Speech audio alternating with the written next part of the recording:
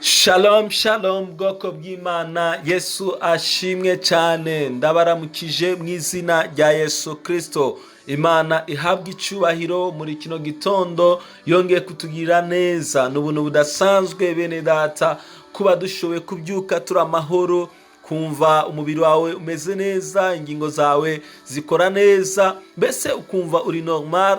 Imana iba yakoze ibidasanzwe. Reka tuyishimire, tuyihe icyubahiro, kuko ndabizi nanone hari abandi bariko baratwumva muri uyu mwanya bafite uburwayi butandukanye, bafise ibibazo bitandukanye mu buzima bwabo, ariko namwe nagira nababwire ngo Imana irabakunda. Kuba mugihumeka, kuba mubasha kutwumva, hari ikintu Imana ishobora gukora mu buzima bwanyu muri kino gitondo, mukakira gukira. Haleluya, mukakira imbaraga, mukakira kugendererwa n'Imana mu izina rya Yesu Kristo. Birashoboka kuri kuranyumva ugwariye ahantu mu bitaro, ugwariye ahantu mu rugo, uri ahantu ukeneye ubutabazi, ukeneye ubufasha.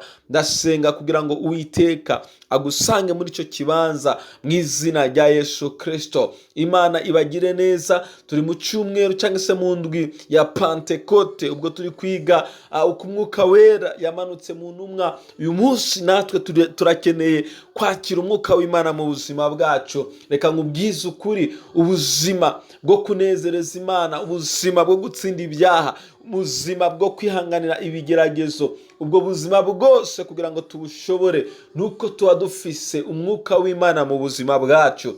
Nshuti yanjye, ni kenshi wastragonize n'ibyaha, ni kenshi wagiye utsindwa, ni kenshi ibyaha byakunaniye, hari ibintu byinshi byakunaniye, ariko uyu munsi nagana kubwira ngo igisubizo kimwe gihari, nuko wahamagara Umwuka w'Imana ukaza mu buzima bwawe, kuko ufise Umwuka w'Imana wabasha guhangana n'ibibazo, n'ibigeragezo, n'intambara, kandi ukabinyuramo amahoro, kubera ko hari imbaraga zidasanzwe ziba ziko zikorera mu buzima bwawe.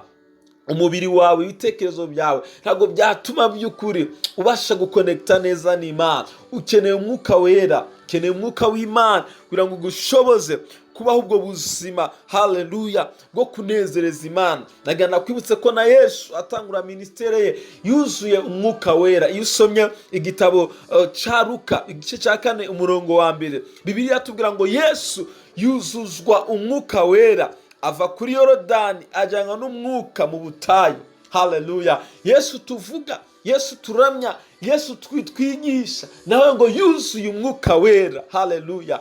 Nawe ukeneye kuzura Umwuka Wera kugira ngo ubutayu uja kunyuramwo bw'ibigeragezo, ubutayu uza kunyuramwo bw'intambara, ubashe kuvamwo amahoro, utsinde, kubera ko hari imbaraga z'Umwuka Wera ziri ku buzima bwawe. Nshuti yanje, Umwuka Wera urahari. Imana yasize Umwuka Wera, irawutanga kubizera bose kugira ngo babashe kuwakira. Iki gitondo sinzi nawe niba witeguye kwakira Umwuka w'Imana. Nanone isoma ijambo ry'Imana muri Yohana igice cya 16 umurongo wa 7. Bibiliya avuga ngo, ariko ndababwira ukuri yuko kizagira ico kibamarira ari uko ngenda. Uyu ni Yesu yariko aravuga, abwira abigishwa be ngo kuko nintagenda umufasha atazazaho muri, ariko ninagenda nzomuboherereza. Haleluya. Yesu hano yari kutwereka cyangwa se ari kwereka abigishwa be umumaro wo kwakira Umwuka Wera. Abigishwa bari bakunze Kristo, bamwishimiye, bamunezerewe, ariko arababwira ngo icabagirira umumaro nuko ngenda nkaboherereza umufasha.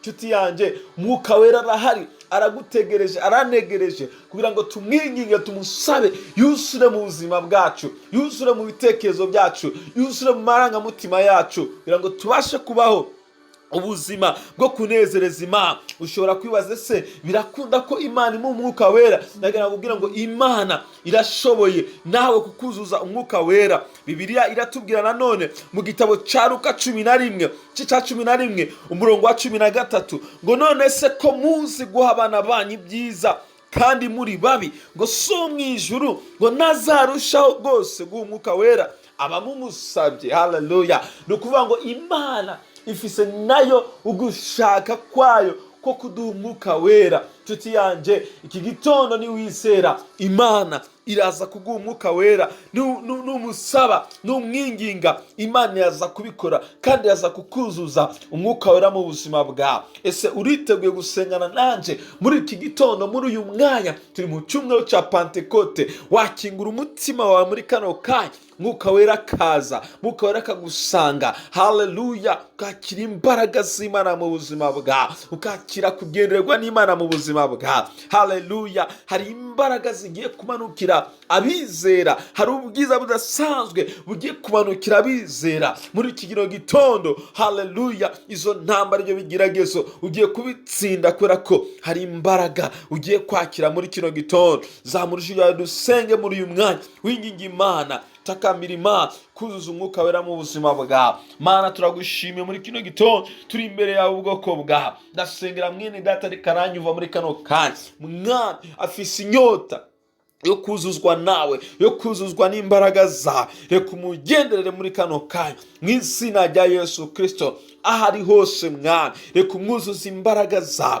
reka umwuka wera musange mu izina rya Yesu Kristo. Iyo twakiriye imbaraga zawe, tubasha gukora ubushake bwawe, tubasha kugwanya Satani akaduhunga, tubasha kunesha ibyaha, tubasha kunyura mu ntambara tukazisohokamwo amahoro, kubera ko ari imbaraga z'umwuka wera ziba ziri gukorera mu buzima bwacu. Uzuza ubwoko bwawe umwuka wera, uzuza abakristo umwuka wera, uzuza abakozi b'Imana umwuka wera, uzuza Mwami buri muntu wese unyotewe Mwami, utwuzuza imbaraga zawe, dutangire kugenda mu bushobozi budasanzwe mu izina rya Yesu Kristo. Urakoze Mwami, turagushimiye kutugiriye neza, kandi ibimenyetso n'ibitangaza bigiye gukoreka mu izina rya Yesu Kristo. Urakoze Mwami, icyubahiro kibi cyawe mu izina rya Yesu Kristo. Amen. Uwiteka abagirire neza, mugire umunsi mwiza, mwuka wera abasange kandi abakoresha ibidasanzwe umwe wese ahaherereye mu izina rya Yesu Kristo. Mwarahezagiwe. Shalom shalom.